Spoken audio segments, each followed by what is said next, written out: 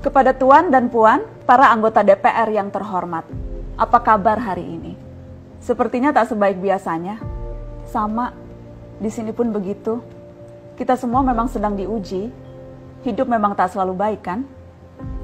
Seperti kami-kami ini, Tuan dan Puan juga mungkin lebih banyak bekerja di rumah.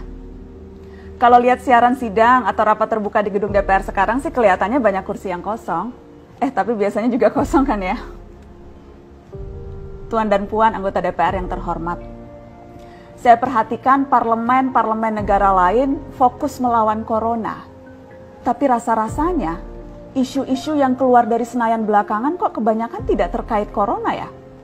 Kami malah membaca DPR bersemangat membahas isu-isu lain. Contohnya, rancangan undang-undang cipta kerja yang banyak ditolak karena dinilai mementingkan kepentingan investor di atas kebutuhan pekerja.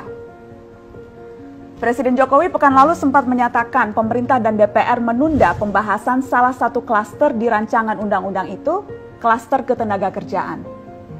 Ini untuk memberi kesempatan mendalami substansi dan mendapat masukan dari banyak pihak. Berpegang pada alasan itu, maka sudah seharusnya klaster lain dalam RUU Cipta Kerja pun perlu ditinjau ulang. Karena yang lain juga bukan tanpa masalah, terutama dari perspektif lingkungan dan keadilan gender. Tidak cukup hanya menunda pembahasan satu klaster saja. Ada juga RUU lain yang masih nekat mau dibahas. Ada RUU KUHP yang tahun lalu diserbu unjuk rasa. Lalu RUU pemasyarakatan. Ada koruptor yang sudah ngebet pengen bebas kah? Apa kabar Pak Yasona?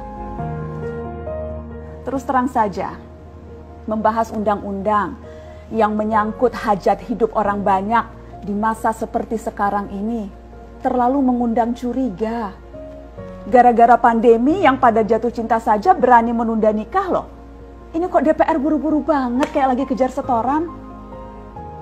Tidak ada undang-undang yang tidak penting, semua penting. Justru karena undang-undang itu penting, aneh jika pembahasannya diseriusi di waktu seperti sekarang. Saat dimana perhatian dan konsentrasi kita sedang terkuras bertahan hidup di tengah wabah.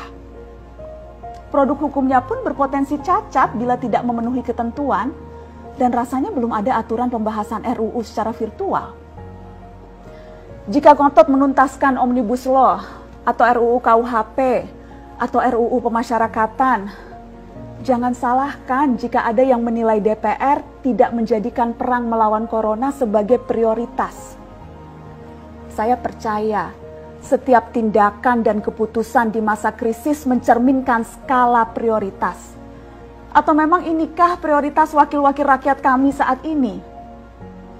Bikin ribut juga jelas tak seharusnya jadi prioritas. Satgas COVID-19 DPR kemarin dikabarkan mengimpor jamu ilegal dari Tiongkok secara besar-besaran untuk pasien positif virus corona. Satgas kemudian membantah itu, katanya ini diproduksi di Jakarta dan merupakan sumbangan Wakil Ketua DPR RI Sufmi Dasko yang akan dibagikan gratis ke berbagai rumah sakit. Kemudian dikabarkan juga jamunya mengandung bahan berbahaya dan belum terbukti klinis. Satgas lagi-lagi membantah, katanya sedang proses mendapatkan izin edar di Badan Pengawasan Obat dan Makanan. Sedang itu berarti belum kan ya? Tuan dan Puan yang terhormat, niat baik pun perlu proses yang baik. Proses yang semrawut hanya akan disusul polemik.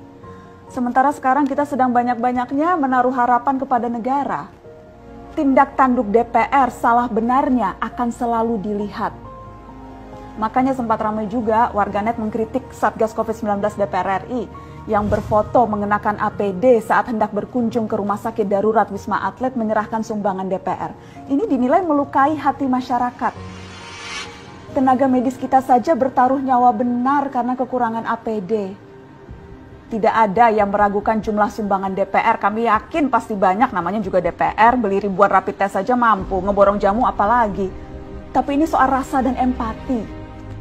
Kecuali ya, kalau yang dipakai anggota DPR itu APD yang lain, alat pelindung dewan. Salam hormat dari kami yang kalian wakili.